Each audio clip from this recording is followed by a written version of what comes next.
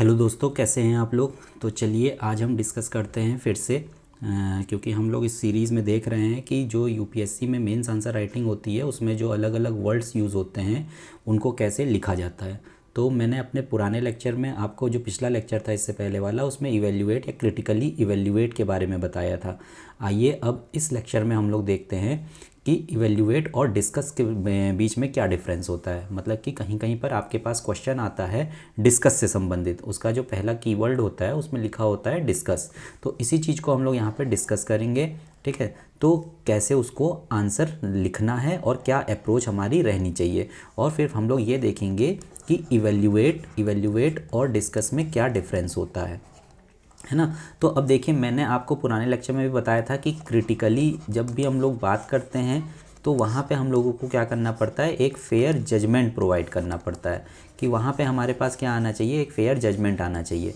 अब याद रखिएगा, लगभग 60-70% ऑफ द आंसर्स का जो हमारा बॉडी बनता है, जो कंक्लूजन बनेगा, या जो हम लोग शुरुआत में इंट्रोडक्शन देंगे, फिर उसकी एक बॉडी बनाएंगे, और फिर उस बॉडी में हम लोग कुछ आर्ग्यूमेंट्स करेंगे, और फिर फाइनली हम लोग क्या करते हैं, उससे कुछ कंक्लूजन ड्रॉ करते हैं। तो जनरली हमारे पास सभी के लिए जितने भी हम लोग आंसर्स को लिखेंगे उन सभी में इसी तरीके का एक कह सकते हैं मोडस ऑपरेंडी फॉलो होगा, ठीक है। ये प्रोसीजर हम लोग फॉलो करेंगे।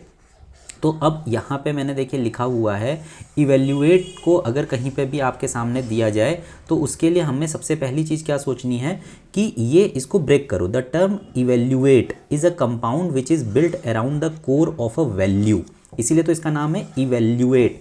तो आपकी एक पर्टिकुलर वैल्यू होनी चाहिए कि किस बेसिस पे आप उसमें एक फेयर जजमेंट प्रोवाइड कर पाओगे, ठीक है ना। जब भी कोई स्कीम आपके सामने है या कोई भी एक इंटरनेशनल कोई एस्पेक्ट आया और कहा जाएगा कि इसको इवेल्युएट करिए, तो आप उसको इवेल्युएट तभी कर सकते हैं जब आपके पास कुछ पर्टिकुलर वैल्यूज़ आपके माइंड में क्लियर हों कि हाँ भाई, ये वैल्यू है, इस वैल्यू के टर्म्स में ये हो पा रहा है कि नहीं हो पा रहा है।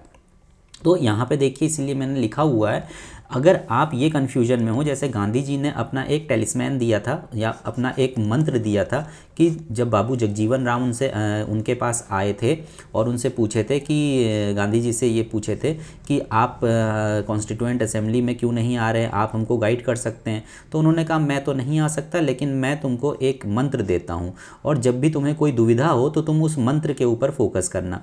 तो इसीलिए आप एनसीईआरटी की किताबों में गांधी जी के उस मंत्र को देखते भी हैं।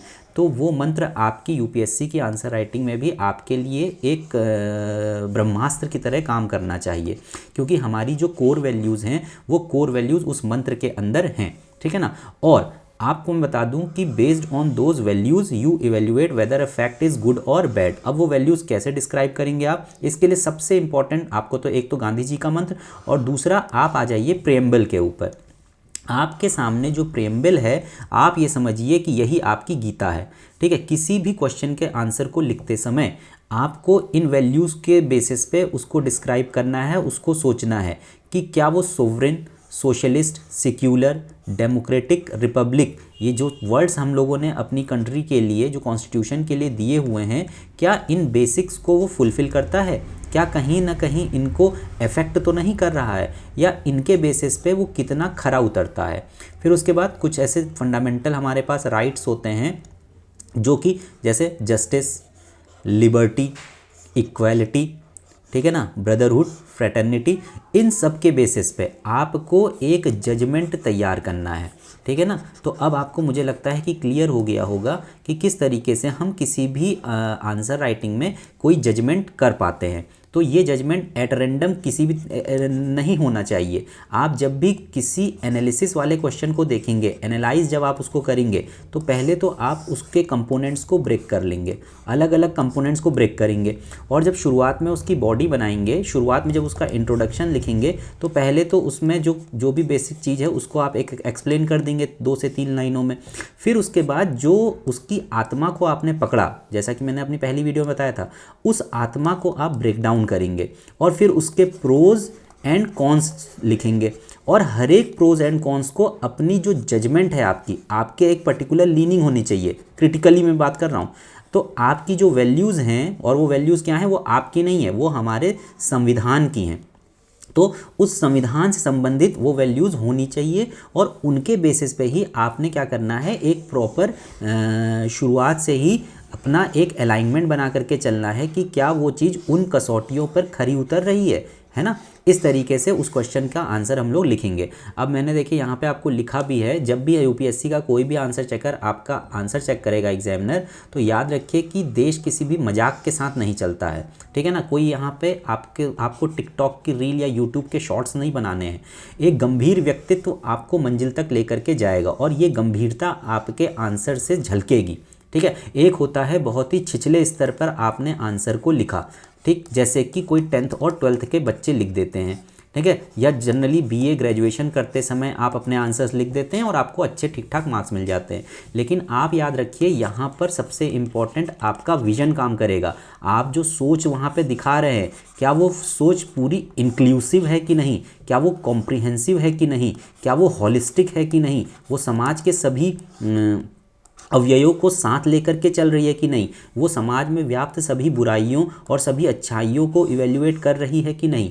इस तरीके के व्यक्तित्व को एक समग्र व्यक्तित्व बोलते हैं, ठीक है ना, इंटीग्रेटेड या कॉम्प्रिहेंसिव व्यक्तित्व, पर्सनैलिटी, कंप्लीट इंटीग्रेटेड पर्सनैलिटी। उसमें आप ये जो इंटीग्रेटेड पर्सनैलिटी की बात मैं कर रहा हूँ, ये इंटीग्रेटेड पर्सनैलिटी कैसे दिखाई पड़ेगी, ये आपके आंसर में, आपकी आंसर राइटिंग से दिखाई पड़ेगी कि आपने किस तरीके से फ्लो मेंटेन किया हुआ है अपने आंसर्स में, और आपने जो एक पर्टिकुलर वैल्यू ली है, क्या आप हर एक जो ब्रेकडाउन आपने क्वेश्चन का किया था उसमें उन सारी वैल्यूज़ का इक्वल तरीके से, मतलब कि कह सकते हैं एक सिंक्रोनाइजेशन है कि नहीं। ये नहीं कि एट रैंडम कहीं पर आप कुछ बोल रहे हैं, कहीं पर कुछ बोल रहे हैं, पहली लाइन में आपने कुछ बोला, दूसरी लाइन में आपने कुछ बोला, ऐसा नहीं होना चाहिए, ठीक है ना। एक सिंक्रोनाइजेशन होना चाहिए आपके लिखे गए सेंटेंसेस के बीच में, आपकी थॉट्स के बीच में, ठीक है ना। अब देखिए होता क्या है, you may all have the information and be capable of analysis, but till you are unable to assign a good और a bad value to those facts you might end up having nothing in substantial, ठीक है। तो आपके हाथ में कुछ भी ऐसा नहीं लगेगा अगर आपने शुरुआत से अगर उस क्वेश्चन में एक थॉट नहीं बनाया। अब याद रखिए, इसके लिए आपको क्वेश्चन का टोन बहुत अच्छे से समझ में आना चाहिए।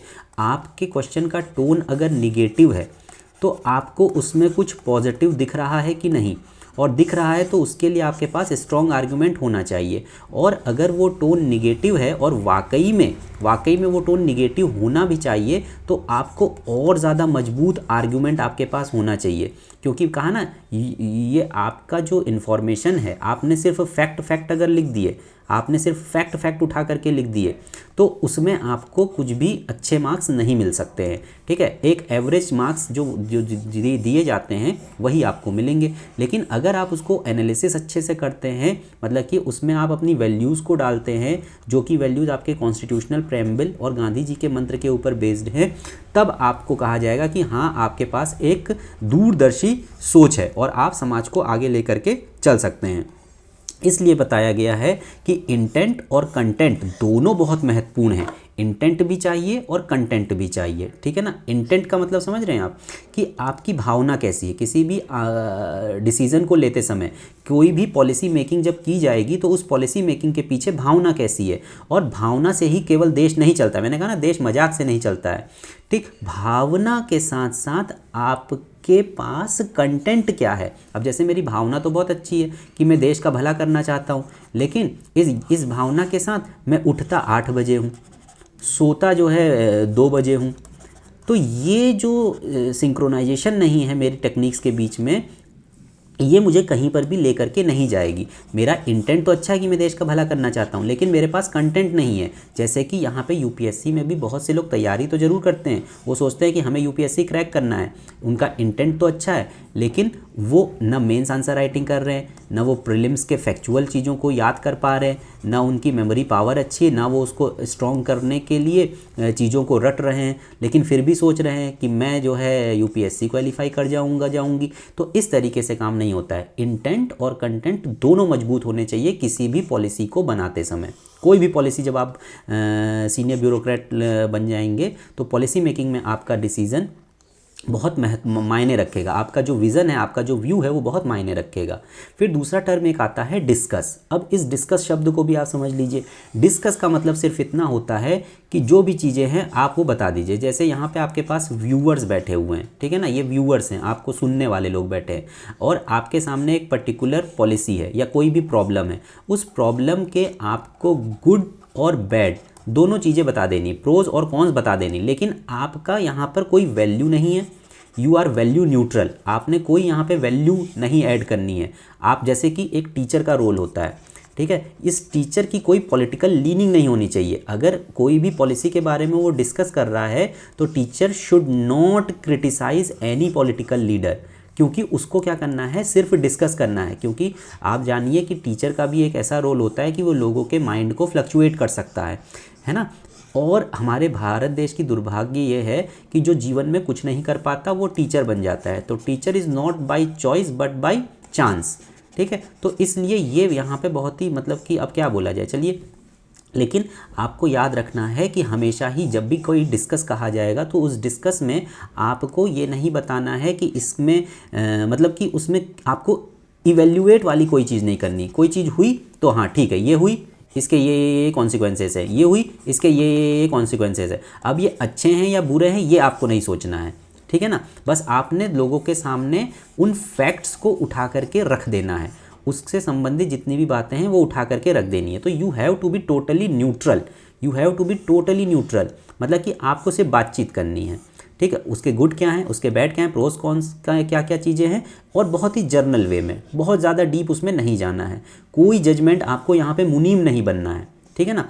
इवेल्युएट करते समय आपको जज बनना है, आपको एक मुंशी की तरह काम करना होता है, ठीक है। और अपना एक फेयर जजमेंट देना पड़ता है। जब क्रिटिकली इवेल्युएट आ जाता है, स्पेशली जब क्रिटिकली शब्द जुड़ जाए, तो आपको वहाँ पे अपना एक वर्डिक्ट तो देना ही पड़ेगा, एक फाइनल वर्डिक्ट देना पड़ेगा कि मेरे हिसाब से ये सही है और ये होना चाहिए। और उसी से संबंधित आपके पूरे आंसर में वो रिफ्लेक्ट करना चाहिए कि आपने जो कंक्लूजन निकाला वो फेवर कर रहा है कि नहीं, आपने जो वहाँ पे बातें लिखी वो उसको फेवर कर रहा है कि नहीं।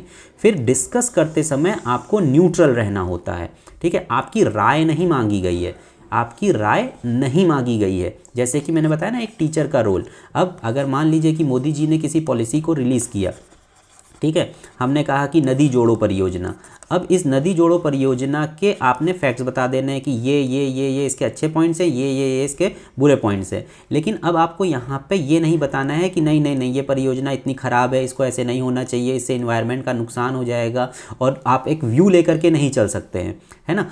अब ये व्यूज़ आप सिर्फ जनता के ऊपर छोड़ दीजिए, वो लोग डिसाइड करेंगे कि उनको क्या एक्शन लेना है। You don't have to take any stand. लेकिन जब आपसे कहा जाए कि क्रिटिकली इवेल्युएट करो, तब आप ये इस एक एंगल लेकर के चल सकते हैं कि नहीं, ये जो नदी जोड़ो परियोजना है ये काफ़ी खतरनाक है इन्वायरमेंट के लिए। तो आपको इस संबंध में आपको एक फेयर जजमेंट वहाँ पे प्रोवाइड करना पड़ेगा कि आप ऐसा क्यों कह रहे हैं और क्या वहाँ पे उसके सॉल्यूशंस हो सकते हैं, ठीक है ना। तो इस तरीके से हम लोग ये डिफरेंस तय करते हैं डिस्कस और एनालाइज या हम लोग इवेल्युएट के बीच में, ठीक है। तो इवेल्युएट एंड डिस्कस मुझे लगता है कि आपको अच्छे से अब समझ में आ गया होगा। आप प्रैक्टिस करेंगे तो धीरे धीरे आपका इस पर कमांड हो जाएगा। तो थैंक यू दोस्तों, आपने मेरी बातों को इतने प्रेम और शांति से सुना, इससे बहुत अनुग्रहित हूँ। और अंत में आप सभी के भीतर बैठे परमात्मा को प्रणाम करता हूँ। मेरा प्रणाम स्वीकार करें और इस चैनल को लाइक करें, शेयर करें अपने फ्रेंड्स के साथ और सब्सक्राइब करें। और जो जो आपके टच में हैं आपके फ्रेंड्स, उन सबको ये भेजें, ठीक है ना, क्योंकि सबका ही बेनिफिट होगा तो आपका भी भला होगा। कर भला तो हो भला। Thank you so much.